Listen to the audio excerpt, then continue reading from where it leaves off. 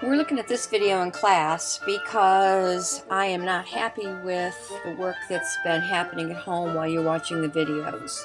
So what we're going to do during our focus and work time today, focus lesson and work time today, is we're going to work on making WSQ count. The W in WSQ stands for watch. And the reason, of course, I have you watch the video is so that you don't have to listen to me in class. But watching the video doesn't mean turning it on and then texting or reading or going in the kitchen and making a snack. Watch means exactly that. You sit down in front of the TV and you watch the video. You make use of the pause button if you need to catch up on your notes. You make use of the rewind button to go back and rewind things, and you review the entire video if that's what you need to understand it. It's critical for you to check your understanding.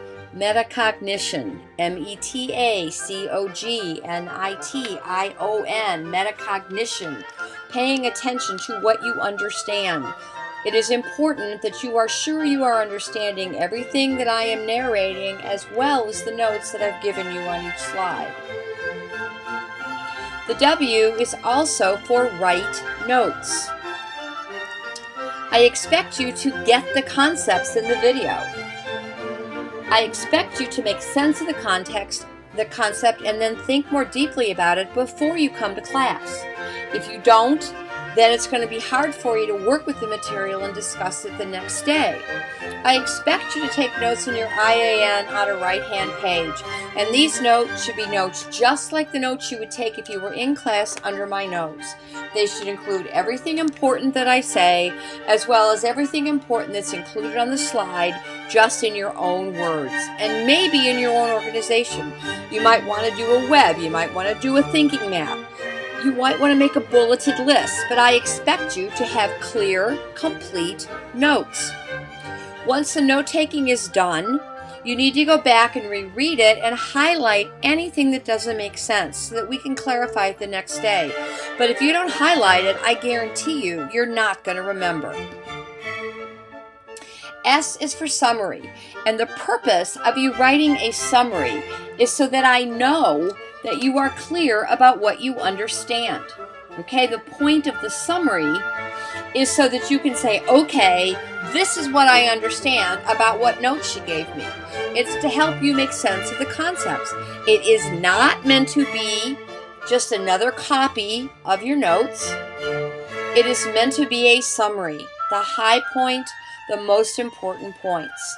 Because most of your summaries have not been very well done, I'm starting something new with the homework tonight, and that's to give you a guided summary. And in a guided summary, I am going to provide you with questions to answer in your summary. A guided summary is not a list of numbered answers. It is still in paragraphs. It just includes the material the question asks for. An open summary, which is what you've been doing up until now, is exactly what it sounds like. No questions to guide your thinking. It's open to your interpretation of what's most important. What I'm seeing in your summaries that I see as a problem is that you're not actually using them to make sure you understand the concepts. It's simply copying from the notes to a paragraph, and that's not the intention of that. The Q is for question, and there is a reason that I ask you to do a question. I ask you to think more deeply about the concept. You've watched the video, you've taken good notes, and you've written a summary to make sure that you've processed the information. A question is one final step in the processing. It pushes you to think beyond. It can be something you're still confused about. A question that connects this video to another video. A question that you think you know the answer to but want to challenge your classmates to. It could be a hot question, which I'm going to talk about in a minute. It needs to be a question that you really want to know about or that you're interested in discussing with your classmates. Some of your questions haven't been good, they've been obvious, and that's not the point. The point of the questions is to push for deeper processing. We are going to begin doing much more formalized WSQ processing in class beginning today. We can do WSQ processing in two ways. We can do it as a small group, or we can do it as whole class. I'm going to give you a real quick overview so you can see what our options are. And after a point, you might be allowed to choose which one you prefer. Some options for small group, WSQ or WSQ, is that you share your summaries among the people at your table and choose one to pull apart, add to, leave out of, and create one perfect summary to share with the table on the document camera. Also, small group WSQ would be where you share your questions, talk about the answers, and choose your best question to go with your summary. More small group WSQs would be everybody reads their summaries out loud to each other.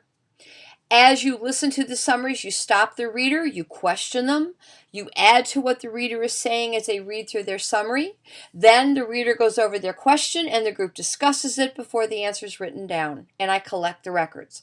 Or I set a timer for 7 minutes. You have time to discuss all the questions in the video, talk through any issues. You have until the material on the video to talk about the material in the video and only the material. And if we do this one, I give you a quick quiz after. Or we can do WSQ as a whole class. Everybody gets out their WSQs and together, based on what you wrote, we construct a summary of key points from the lesson, with each table responsible for a sentence or a key point. Or we go around the room and students ask their questions to the whole class.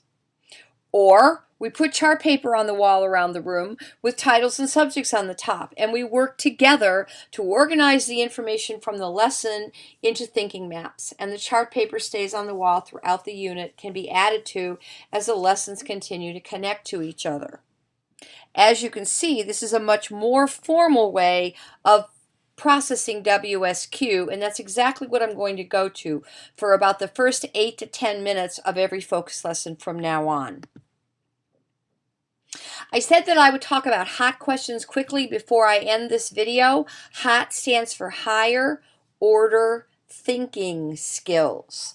I want to get rid of LOTS questions, lower order thinking skills, which is a lot of what I'm getting lately. Higher order thinking skills asks you to analyze, asks you to synthesize, asks you to apply, asks you to extend.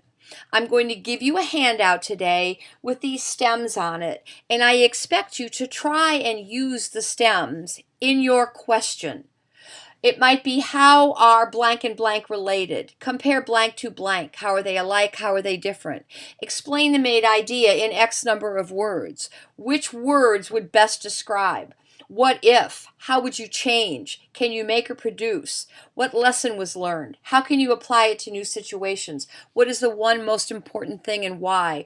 What could have been different? Select or choose the best. Based on blank from the text, explain why blank. Which would you choose or select? Tell why.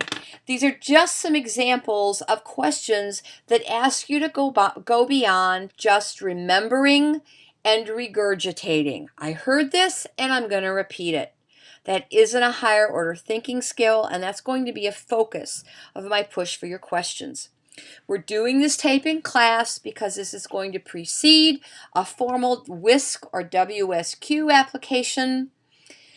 I hope you took good notes, and when we're done with the video, we're going to go into a WSQ for one of the videos you've already viewed. I will talk to you in just a moment.